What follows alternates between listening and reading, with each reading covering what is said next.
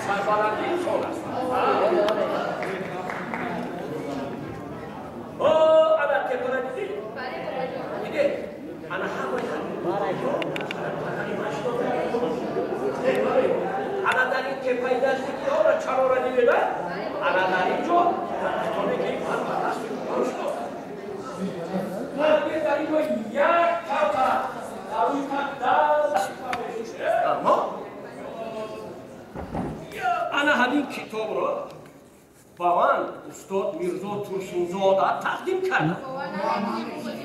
گوش کنید شاعر و نویسندگان تیز تیز بعد یک ما می‌آمدند و ما آخرین می‌کردند از حال احوال ما خبر می‌گرفتند شعر و قصه ها می‌خواندند و یک روز ما درباره همین استاد همین کتاب را با من توفیق کردند. لبای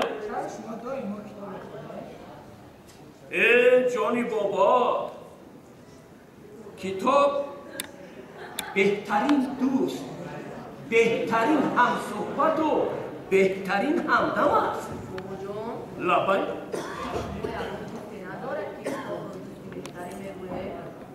جانی بابا من دوست بسیار دارم فهمیدی؟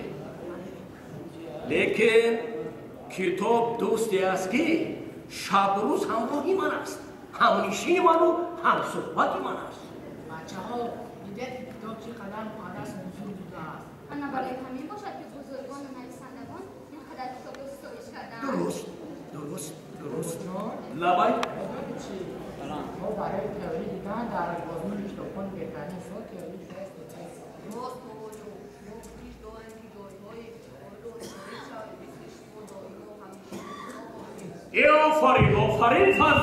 آفرین فرزندانم اگر شما در آزمون فروغ سوپی دانایی اشتراک کردن خواهید شما شعر خوانده ایجاد کردید؟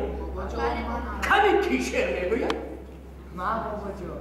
کنی عمر جان شما شعرتان را خوانید؟ نوید روزگاران در کتاب است کلید وقت انسان در کتاب است. آفرین بازگی من بابا جان خب هیچ گاه تنها نباش با کتاب با تو موجی به حساب تنزنه خب گوش کردیم به جان شیرین نظرم من تو رو هستی که دین نفس آفرین بسیار نفس من با شما موفقیت رو طلب میکنم فهمیده با شما یک سوال مولانا عبدالرحمن جامی درباره کتاب چی گفته است؟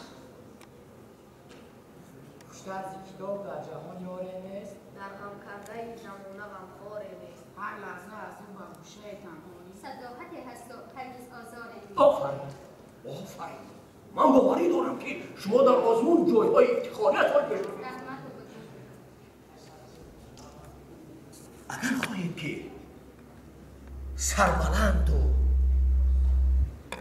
با عزت و احترام باشید و میان مردم آبرو داشته باشید کتاب خوانید عزیزانم کتاب.